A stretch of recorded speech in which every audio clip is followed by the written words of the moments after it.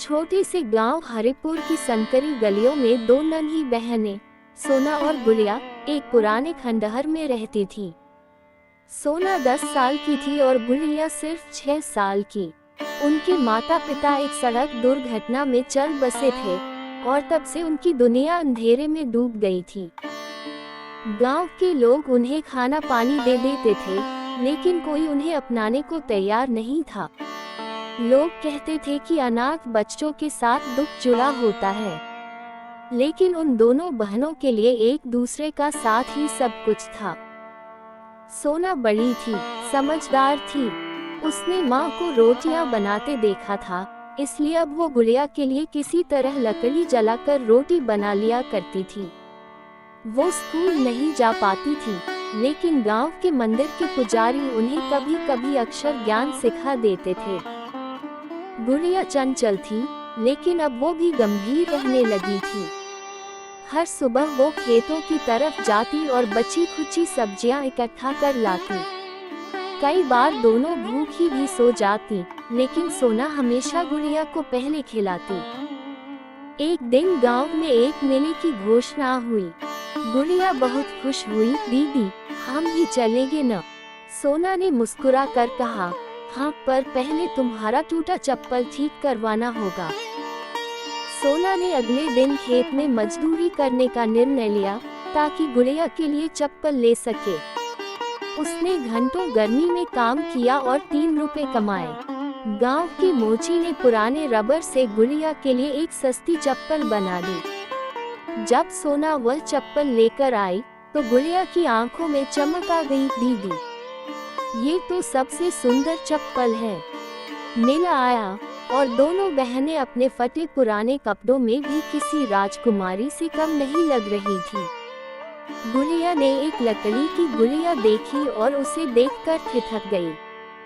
सोना ने दुकानदार से उसकी कीमत पूछी। 5 रुपए। सोना के पास सिर्फ 2 रुपए बचे थे। वो मायूस होकर गुड़िया को वहां से खींच लाई, लेकिन रात में सोते वक्त सोना की नींद नहीं आई।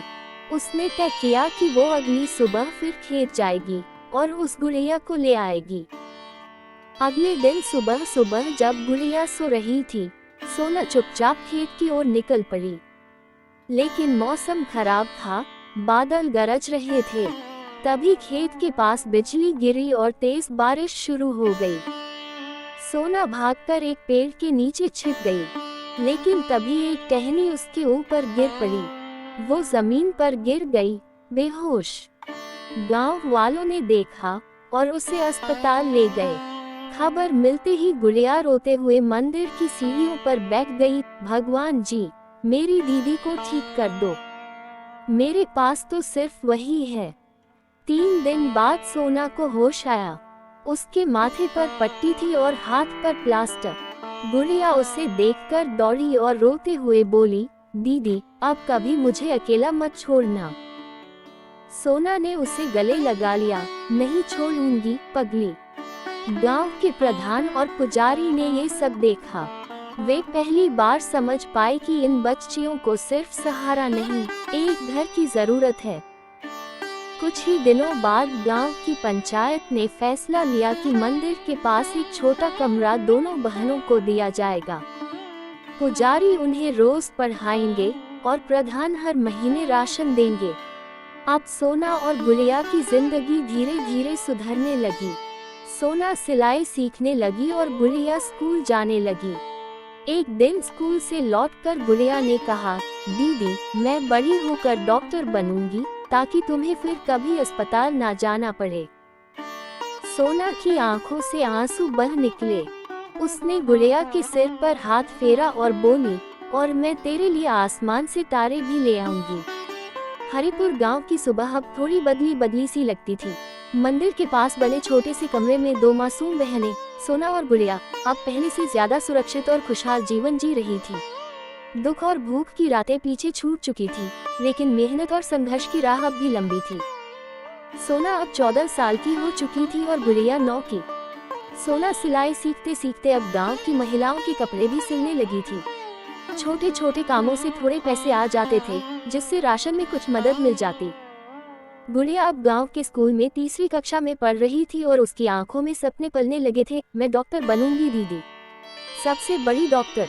सोना मुस्कुराती, लेकिन अंदर ही अंदर उसे चिंता रहती, कैसे पढ़ा पाऊंगी इसे आगे। फीस, किताबें, स्कूल ड्रेस, सब कुछ चाहिए। लेकिन सोना ने हार मानना नहीं सीखा था। एक दिन स्कूल से लौटते वक्त गुड़िया की तबीयत अचानक बिगड़ गई। उसे बुखार और कमजोरी हो गई। सोना उसे लेकर पास के सरकारी अस्पताल भागी। डॉक्टर ने बताया कि मौसम में वायरल बुखार फैला है और कमजोरी के कारण जल्दी लग गया। गुड़िया का इलाज शुरू हुआ, लेकिन दवाइयों के लिए पैसे नहीं थे। सोना मंदिर के पुजारी जी के पास गई और रोते हुए बोली, पुजारी जी, मेरी बहन को कुछ हो गया तो मैं भी नहीं बचूंगी। मैं सब काम करूंगी, घरों में झाड़ू पोछा भी लगा लूंगी, बस मुझे कुछ पैसे उधार दे दो। पुजारी जी की आंखें भर आईं। उन्होंने कुछ पुराने दवाखाने से जुड़ा एक फंड निकाला और सोना को दवा दिलवाई। गुड़िया ठीक हो गई, लेकिन उस दिन के बाद सोना ने कसम खा ली, अब मैं किसी पर बोझ नहीं बनूंगी। मैं अपनी मेहनत से ही हमारी दुनिया बनाऊंगी। सोना ने एक पुराना सिलाई मशीन गांव की एक बूढ़ी अम्मा से मांगा और वादा किया कि उसके बदले हर महीने उसे थोड़ा थोड़ा पैसा देगी। अब सोना ने अपने काम को और बेहतर बनाना शुरू किया। वह YouTube पर वीडियोस देखती, पुजारी जी के मोबाइल से और नए डिजाइन सीखती। धीरे धीरे सोना के बनाए हुए सूट और ब्लाउज गांव में पसंद किए जाने लगे। कुछ महिलाएं अपने रिश्तेदारों को भी बताने लगी, हरिपुर की सोना बड़ी सुंदर कढ़ाई करती है। अब महीने में इतने पैसे आ जाते कि दोनों बहनों को भरपेट खाना मिल जाता। सोना ने गुड़िया के लिए नए किताबें और यूनिफॉर्म भी खरीद दी। गुड़िया बहुत खुश हुई, दीदी, मैं सच में डॉक्टर बन पाऊंगी ना? सोना ने मुस्कुराकर कहा, जरूर, बस तू मेहनत कर, मैं तेरे पीछे पूरी दीवार बनकर खड़ी रहूंगी। एक दिन गांव में एक NGO की टीम आई। वे ग्रामीण बच्चों के लिए स्कॉलरशिप और महिला स्वावलंबन की योजनाओं पर काम कर रहे थे। जब उन्होंने सोना की कहानी सुनी तो हैरान रह गए। उन्होंने सोना को महिला सशक्तिकरण कार्यक्रम में शामिल किया और सिलाई की प्रोफेशनल ट्रेनिंग का ऑफर दिया। सोना को पहली बार गांव से बाहर जाने का मौका मिला। वह 1 महीने के लिए जिला मुख्यालय गई, जहां उसे फैशन डिजाइनिंग, मार्केटिंग और सोशल मीडिया पर अपने काम को दिखाने की ट्रेनिंग मिली। वापस लौटने के बाद उसने अपने काम को गुड़िया क्रिएशंस नाम दिया। उसने पुजारी जी के मोबाइल से अपने डिजाइनों की तस्वीरें ली और एक NGO के जरिए इंस्टाग्राम अकाउंट बनवाया। धीरे धीरे उसके ऑर्डर आसपास के गांवों और कस्बों से आने लगे। गुड़िया की उड़ान। इस दौरान गुड़िया पढ़ाई में और तेज होती जा रही थी। चौथी कक्षा में वह पूरे स्कूल में टॉप आई। स्कूल के प्रिंसिपल ने उसका नाम एक बड़ी शहर की स्कॉलरशिप परीक्षा के लिए भेजा। सोना ने उसे तैयारी कराने के लिए एक कोचिंग मास्टर को थोड़ा पैसा देना शुरू किया। फिर वो दिन आया जब गुड़िया का सिलेक्शन एक शहर के अच्छे स्कूल में गया, जहां पढ़ाई के साथ हॉस्टल की सुविधा भी थी। गुड़िया डर गई, दीदी, मैं तुझे छोड़कर नहीं जाऊंगी। सोना ने उसकी आंखों में आंसू पोंछे और कहा, नहीं पगली, तू कहीं नहीं जा रही, तू उड़ान भर रही है, मैं तुझ में ही तो हूँ। गुड़िया शहर चली गई। सोना अकेली रह गई, लेकिन हर दिन उसका मन बस गुड़िया के सपनों में बस गया। वो खुद के लिए नहीं, अब गुड़िया के डॉक्टर बनने के लिए काम करती थी। 5 साल बाद गुड़िया अब एक मेडिकल कॉलेज की छात्रा थी। वो गर्मियों की छुट्टियों में जब गांव आती तो पूरे गांव की बच्चियों को पढ़ाती, उनका चेकअप करती। और सोना। 5 साल बीत चुके थे। हरिपुर गांव अब वैसा नहीं रहा था। वह गांव जहां कभी सोना और गुड़िया को लोग बोझ समझते थे, आज वहां की बच्चियां सोना को दीदी कहकर रोल मॉडल मानती थी। सोना अब सिर्फ एक दर्जी नहीं, एक नेता, मार्गदर्शक और प्रेरणा बन चुकी थी। उसका गुड़िया क्रिएशंस ब्रांड अब गांव के बाहर छोटे शहरों तक पहुंचा था। उसने अपने काम से गांव की 15 महिलाओं को रोजगार दिया था। हर एक महिला की अपनी कोई कहानी थी, कोई विधवा थी, कोई घरेलू हिंसा की पीड़िता, कोई पढ़ाई बीच में छोड़ चुकी थी। सोना ने सबको साथ लेकर चलने की कसम खा ली थी।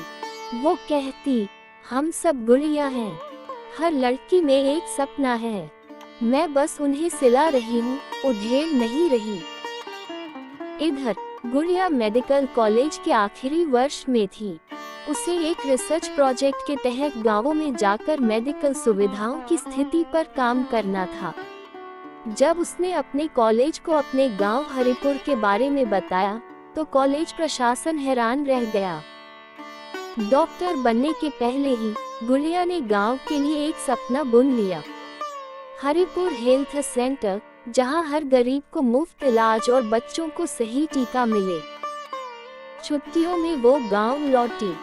सोना ने उसे देखकर सीने से लगा लिया। अब मेरी डॉक्टर गुड़िया आ गई। चल, मैं तुझे अपनी वर्कशॉप दिखाती हूँ। जब गुड़िया ने महिलाओं को सिलाई करते और आत्मविश्वास से मुस्कुराते देखा तो उसकी आंखों में आंसू आ गए। वो समझ गई, सोना दीदी सिर्फ मेरी नहीं, अब पूरे गांव की दीदी बन गई हैं। गुड़िया और सोना ने मिलकर पंचायत में हेल्थ सेंटर खोलने की योजना पेश की। शुरुआत में कुछ पुरुष मुखिया हंस पड़े। अरे, 2 लड़कियां क्या अस्पताल खोलेंगी? बचत, डॉक्टर, मशीनें कहां से आएंगी? लेकिन सोना पीछे नहीं हटी। हमसे मत पूछिए कि हमारे पास क्या है, पूछिए कि हमारे पास क्या सपना है। गुड़िया ने अपनी स्कॉलरशिप, कुछ निजी सेविंग्स और कॉलेज के कुछ प्रोफेसरों की मदद से हेल्थ सेंटर की बुनियाद रखी। सोना ने अपनी कमाई से सेंटर के लिए जगह खरीदी, वही पुराना खंडहर जहां दोनों बहनें कभी रहती थीं। अब वही जगह गांव की सबसे बड़ी आशा बनने जा रही थी। 6 महीने की मेहनत, कुछ सरकारी योजनाओं का लाभ और सोशल मीडिया पर गुड़िया हेल्थ फाउंडेशन नाम से अभियान चलाकर फंड इकट्ठा कर उन्होंने हेल्थ सेंटर तैयार कर लिया। खुलने के दिन पूरा गांव जमा था। पुजारी जी ने फीता काटते हुए कहा, कभी यहाँ 2 बच्चियां भूखी सोती थी, आज वही बच्चियां दूसरों की भूख, बीमारी और दुख मिटा रही हैं। सिर्फ इलाज नहीं, बदलाव। हरिपुर हेल्थ सेंटर में महिलाओं के लिए मुफ्त प्रेगनेंसी चेकअप होता, बच्चों को सही समय पर टीके लगते, किशोरियों को पीरियड हाइजीन पर समझाया जाता, बुजुर्गों को मुफ्त दवा दी जाती। सोना ने हेल्थ सेंटर में एक करियर काउंसलिंग कोना भी बनवाया। वह गांव की बच्चियों को शिक्षा, स्कॉलरशिप और आत्मनिर्भरता की राह दिखाती थी। एक बार